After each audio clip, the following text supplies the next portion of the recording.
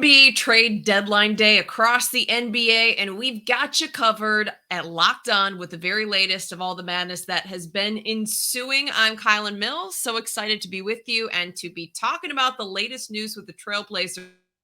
I'm joined now by Locked On Blazers host Mike Richman to break down exactly what went down and how they were able to finalize a trade for Sixers defensive star Matisse Thybulle. What is your take on this? I mean, they are one of the really bad defensive teams in the league, 26th in defensive efficiency. They needed to get better at that spot. They probably needed a little bit of size on the wing. And Tybal isn't like a giant person, but he's a little bit longer, and he's been a very effective defensive playmaker. The knock on him is that he is such a negative on offense that he's hard to play in big, meaningful games, which is, I think, why the Sixers, a team that's going to play in a bunch of big, meaningful games, got off him.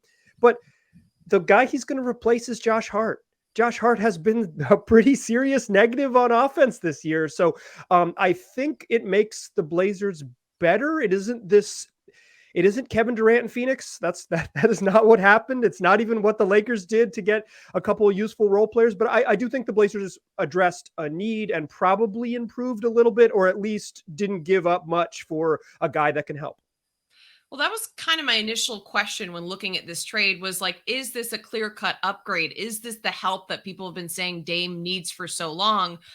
Where would you rate this as far as like being an improvement, being an upgrade? And I'm also curious, like, are the Blazers buyers or sellers at this point? Like, it's kind of hard to read. The Blazers are water treaders at this point. Yeah, like the help that Dame's needs is another all-star. This isn't that. That's not this. I don't even think that's we're not even in the realm. But, you trade Josh Hart, who is going to enter free agency. You end up with Cam Reddish in a first round pick. You trade a couple second round picks to get Matisse Thybulle. You address some areas of weakness, and you are still have other things to trade down the line should those opportunities present themselves. I might be a little skeptical of those opportunities presenting themselves, but I think the Blazers decided, hey, we want to be a playoff team, or at least close to it this year. So we're not going to get actively worse, and we'll try to get incrementally better and kind of set ourselves up. The problem is that a bunch of other teams in the West got significantly better, and they're stuck as a play-in team with play-in level talent.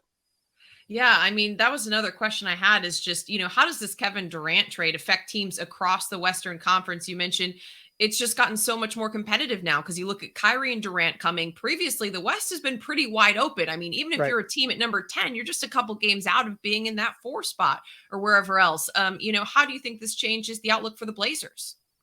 Well, I mean, they weren't going to, with all due respect to my listeners or whatever, like they weren't going to be a big factor in the playoffs or whatever. This isn't a championship level team, but I think what it is a reminder of what the bar is to win championships in the NBA. It is outrageously and probably unfairly high for something like 19, 20 teams in the league. That might even be generous. It might be outrageously high for 22 or 24 teams in the league. It's just really hard to do it. There was like 2 clear-cut teams that are better than everyone else in the West in Memphis and Denver. All of a sudden, here comes Phoenix, a team that won 64 games last year and then adds a Hall of Famer. Dallas was kind of right in that mix, and they had a really good player, albeit maybe not a super reliable one. And you wouldn't even consider Dallas among the championship favorites at this point. It is just really hard to win a title in the West. And if you're the Blazers and you're a Blazer fan saying they got to get help with Dame, it's like, whew, it's not 1 step away or 2 steps away, or it's several. They're several steps away still, even after a trade deadline where I think they did get a little bit better. Man, you're painting a bleak picture, Mike. It's hard to win. It's a hard league. It's a hard league. It's hard to win in the league. Since 1983, 14 teams have won the NBA title. That's less than half the league in 40 years. Mostly laundry wins. They don't have the right laundry right now. All right. Well, to make fans maybe feel a little bit better, I know you were kind of laughing before we started this stream about the people who are maybe saying, hey, what about Dame? Is Dame potentially on the trading block? I know you're going to be banging your head against a brick wall to even have to talk about this, but it was out there floating around on Twitter today. Reportedly, the team is not interested in that at all. But I mean, how ridiculous is that? I'll just phrase it to you in that way. I'm glad we get to keep doing this. I'm someone who creates a lot of audio and video content around the Portland Trailblazers. And it is nice that every 2 months or so we get to rekindle. Damian Lillard is loyal to the city of Portland and the Portland Trailblazers franchise. I'm glad we get to celebrate Dame for being a different type of superstar, for being someone who wants to stay in a small market and make $400 million from the franchise that drafted him. I am so thankful that a team that gave him $100 million extension into his 37th birthday last season, that he is still committed to them. It's such a wonderful thing that we get to revisit. Thank you. Thank you, reporters. Thank you, media folks out there, because I needed to talk about this again. In 2015, I worked for the newspaper. I wrote a story about Dame's unwavering loyalty to his people. It's 10 years later almost, and this is still a thing we get to talk about. Damian Lillard is loyal. Listen to Locked On Blazers. We'll probably talk about loyalty soon.